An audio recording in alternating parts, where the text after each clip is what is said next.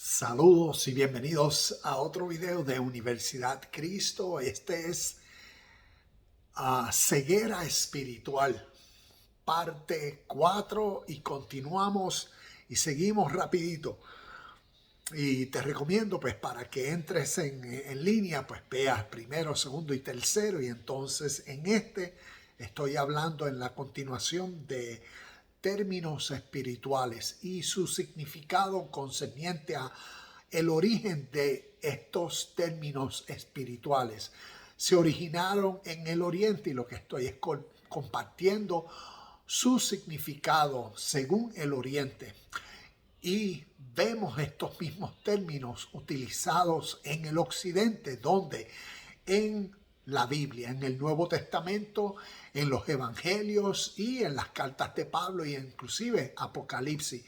Y es interesante y necesario que para entenderlos, entendamos su origen espiritual en el significado de su origen espiritual y veamos cómo entonces podemos entender el significado en las enseñanzas de Jesús, pero también nos revela y enseña cómo las tradiciones de religiones humanas en el desarrollo de esta literatura en el Occidente le han cambiado el significado original.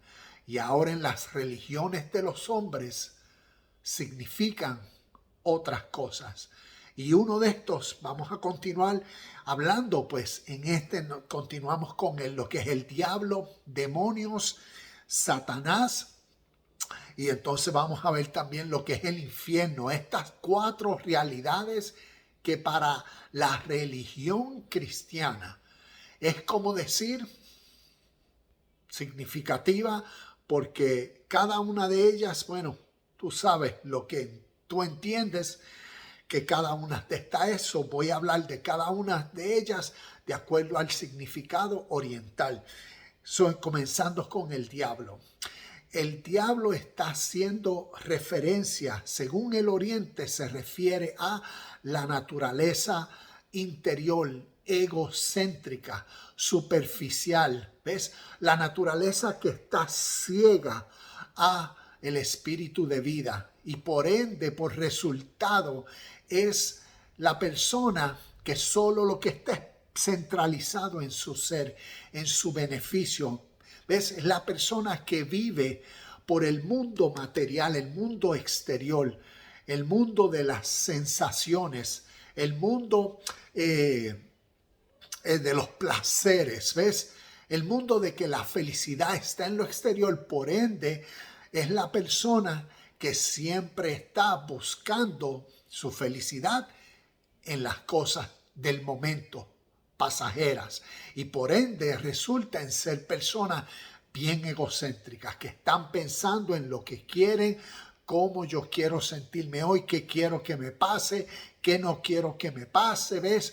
Están siempre resaltando sus emociones y no tienen control de sí mismos. ¿Ves? No tienen, como decir, un baluarte que les formalice y les dé, como decir, la autoridad para tener control de sí mismos, sino se dejan ir por las sensaciones, ¿ves? Por las emociones. Y a eso es lo que se refiere el diablo. El diablo, por eso en la Biblia, ¿ves? Como dicen los textos, el enemigo vino a matar, robar y a destruir. Cuando uno mira quién es el enemigo de la humanidad, es el diablo. Es como Pablo dice en Efesios 2:2, es el espíritu, ¿ves? Es el sentir, ¿ves? Es la realidad interna dentro del ser humano que lo lleva, ¿ves? Que lo lleva a errar a la marca o a no hacer la voluntad del Padre, de dar a la marca, de la perfección, de vivir bajo la justicia y la pureza. Entonces, el diablo es referencia a esa naturaleza egocéntrica humana, no que es un ser enemigo de Dios, un ángel caído. No, en el oriente el diablo tiene que ver con el ser humano dentro. Y por eso es que todas estas enseñanzas, el espíritu de vida eterna, es para llevar al ser humano a que tenga el baluarte, que tenga la conciencia divina de Dios y que sea uno con Dios y que ahora en sí mismo, en su naturaleza, se domine a sí mismo para ahora vivir en la armonía, vivir bajo a la rectitud, la pureza y la justicia, ¿ves? La vida buena. Y entonces, pues, eso es como decir el diablo, y podemos ver, cada vez que miremos los textos en la Biblia que se menciona el diablo, prestémosles atención al contexto y nos daremos cuenta de que, basado al contexto, nos damos cuenta de que está refiriéndose al ser interior. Como vemos en Mateo capítulo 4, versículo del 1 al 11, cuando dice que el Espíritu llevó a Jesús a ser tentado por el diablo y Satanás. Y entonces vemos cómo es una conversación interna.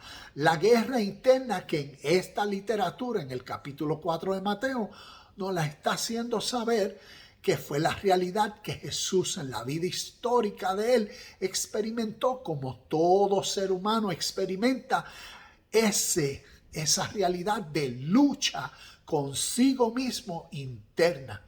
Entre la naturaleza interna del ser, el ego, que lo que quiere buscar es justificar, racionalizar, ¿ves? Basado a los placeres externos, basado a lo que es más conveniente, basado a el disfrute de la vida momentánea y pasajera, pues quiere buscar la felicidad inmediatamente. Jesús vino a demostrar lo necesario que era, y por eso decía, escrito está. ¿Ves? Cuando tú tienes una realidad suprema que basado en esa verdad, aquí uno vive, aquí uno actúa en este principio, en esta realidad. ¿Ves? Entonces, demonios tiene que ver en la historia como entonces los pensamientos. ¿Ves?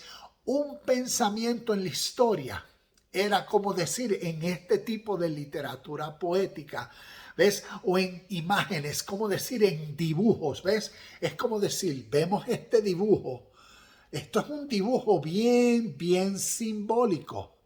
¿Ves? Vemos un ejército, es como decir un campo de guerra, Arjuna, un guerrero. ¿Ves? Esto es un campo de guerra. Si vemos alrededor de la cabeza, ¿ves por qué está iluminado? Todo esto es bien simbólico. Eso es como decir, en la historia, esto es arte. Esto es arte donde es arte espiritual. ¿Ves?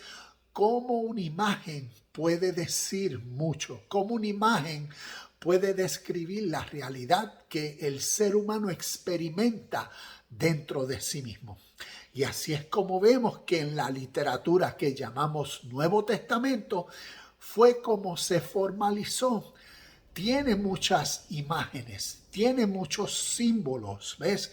Que es necesario conocer a través de la historia el espíritu del significado, ¿ves? De cada uno de estos símbolos, y así resaltará sobre nosotros el entendimiento con claridad de lo que las historias en su pasado dijeron y enseñaron y cómo fueron útiles para redimir, redarguir, para enseñar a todo hombre perfecto, porque eran enseñanzas espirituales para desarrollar la capacidad interna dentro de ser en el pasado. ¿Ves? En el contexto que Jesús cuando enseñaba a través de parábolas, ¿ves?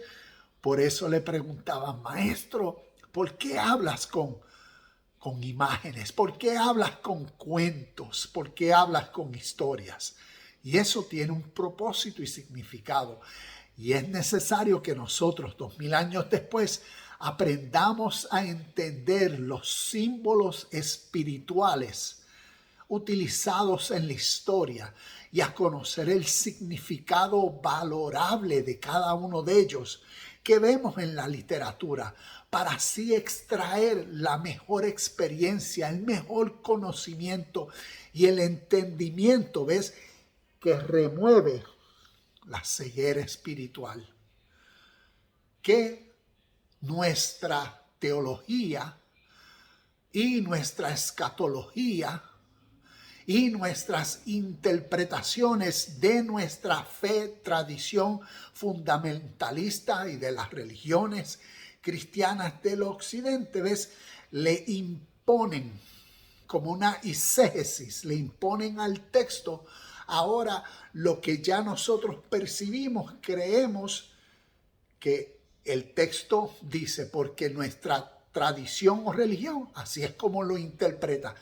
Solo imponemos ideas al texto que el texto originalmente nunca enseñó. Y eso nos prevalece o permanecemos ciegos al espíritu eterno, a lo espiritual. Y entonces por eso demonios es como decir el poder que un pensamiento tiene, ¿ves? El poder que un pensamiento erróneo tiene. ¿Ves? La luz vino a alumbrar, o un ángel. También en este tipo de literatura, un ángel es un pensamiento justo, un pensamiento divino, un pensamiento del bien. ¿Ves? El poder que un pensamiento de justicia, de amor, de benignidad tiene. Un pensamiento de compasión, y lo que eso promueve y motiva al ser humano que piensa en la justicia como un ángel divino dentro de la mente. Un pensamiento bueno que ahora motiva al ser humano a la rectitud y a la cadena de buenas acciones. ¿Ves? Vemos el poder, el dunamis que ese pensamiento de luz causa dentro del ser humano, porque alumbra. ¿Ves? Es la corona de vida que Dios ha prometido a los que le aman. Entonces, asimismo, un demonio es el poder que un pensamiento malo, que un pensamiento egocéntrico, que un pensamiento hipócrita, ¿ves? El poder que eso tiene dentro del ser humano, que entonces crea a sí mismo una cadena de eventos, y que es inevitable que entonces causen los resultados que causan, ¿ves? Y a eso es, por eso cuando vemos en la Biblia que habla sobre personas endemoniadas, ¿ves?, dice después, y fueron restaurados a su justo juicio cabal, ¿ves?, a una mentalidad correcta. Y yo sé que nosotros, pues como estamos tan condicionados a demonios y ya pensar en espíritus inmundos y todas estas cosas, literal, ¿ves?, espíritus inmundos, ¿ves?, pensamientos malos, pensamientos de maldad, pensamientos egocéntricos, ¿ves? Esos son espíritus inmundos que causan realmente en que el ser humano entonces haga lo malo. Pero ¿de dónde provienen? Desde dentro del ser egocéntrico humano, ¿ves? Y ahí ya tocamos el diablo y demonios. Satanás es y yo he hablado muchos de videos sobre esto, lo voy a decir breve. Satanás, en la forma como el cristiano lo cree, ¿ves?, es una realidad en la fe y la tradición solamente cristiana. Porque los hebreos, ¿ves?, para los hebreos la palabra Satán significa adversario. En la Biblia, la primera vez que Satán se menciona fue en Números capítulo 22, versículo 22, el ángel se le paró al frente de la burra de Balaam y fue el Satán, el adversario, que no dejó pasar a la burra. ¿Quién era el ángel? El ángel de Jehová. Asimismo, en Job capítulo 1 y capítulo 2, en la corte celestial de Dios estaba el ángel de Dios, el ángel acusador, el ángel Satán, que hizo la voluntad de Dios al causarle el mal, que Dios le dio permiso para que lo hiciera con la vida de Job, de parte de Dios, no un ser separado. ¿Ves? En Zacarías capítulo 3 versículo 1, el ángel de Jehová, Jehová mismo lo reprendió. ¿A qué? Al Satán, al ángel de Jehová. Es necesario esta palabra conocerla en la lengua aramea hebrea, en su significado, y ver todas las veces que la Biblia la usa, y reconocer que a través de la historia, especialmente judeo-hebrea, porque es una palabra aramea hebrea que simplemente significa adversario, oponente, opositor, ¿ves? Y necesitamos ver en el contexto quiénes fueron o quién fue, según el contexto, el opositor o el adversario. La misma Biblia enseña que el mismo Jehová fue un Satán a David. En el censo, lee segunda de Samuel, capítulo 24, versículo 1, y compáralo con Primera de Crónicas 21:1. Y verás que el mismo Jehová fue un Satán, un adversario, según la lengua aramea. ¿Ves? Pero ya en la fe y en la tradición, en la religión cristiana, Satanás, diablos, demonios, eso significa el oponente de Dios, el opositor de la humanidad que quiere llevar a todo el mundo al infierno y todas esas cosas. Eso solamente existe en la creencia de la religión cristiana, porque ni en la literatura nuevo testamentaria eso existe. Pero es para que vean la ceguera espiritual que podemos tener al ser condicionados a ideas, a tradiciones de los hombres.